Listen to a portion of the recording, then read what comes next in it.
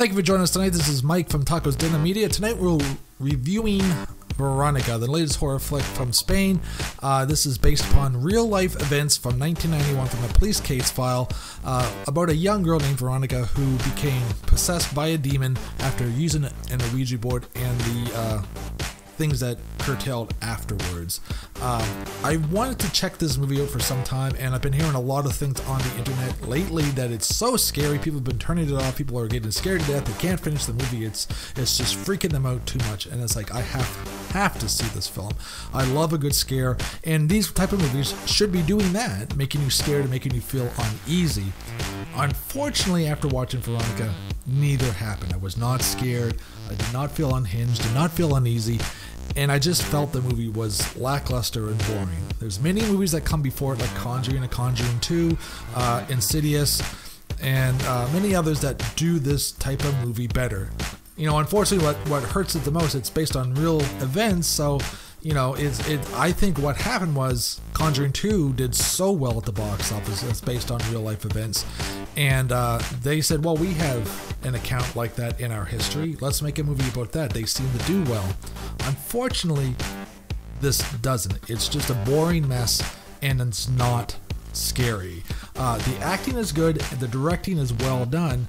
It's just that the director didn't put the scares on the screen. And unfortunately, I think part of it is we've seen this before. We know where the scares are going. We know where they're going to come from.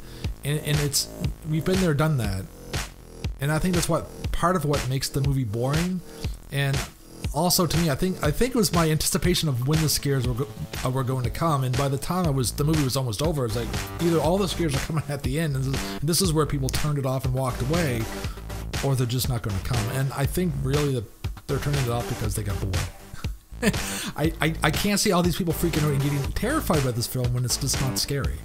And unfortunately, I have to give this movie a 3.0 out of 10. It's one of my lowest scores in a while, but I do give it a 3 because the acting was decent. The children did a great job, and the other actors involved did a great job in their roles.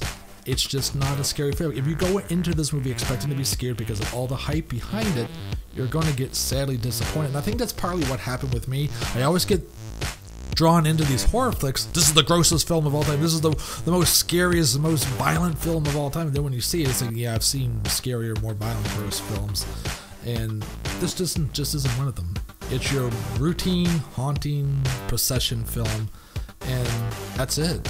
That's all I can say about it. I can't really say much more because there really wasn't much more to say about the film. Great acting, decent directing, decent editing, just not scary. If you plan on seeing it, it is on Netflix, so if you do see it, leave a comment in the section below and let us know whether you liked it, disliked it, whether you found it scary or laughable. Like, follow, subscribe, hit the notification button to get notified on new videos. This is Mike from Tacos Dinner Media. Ciao.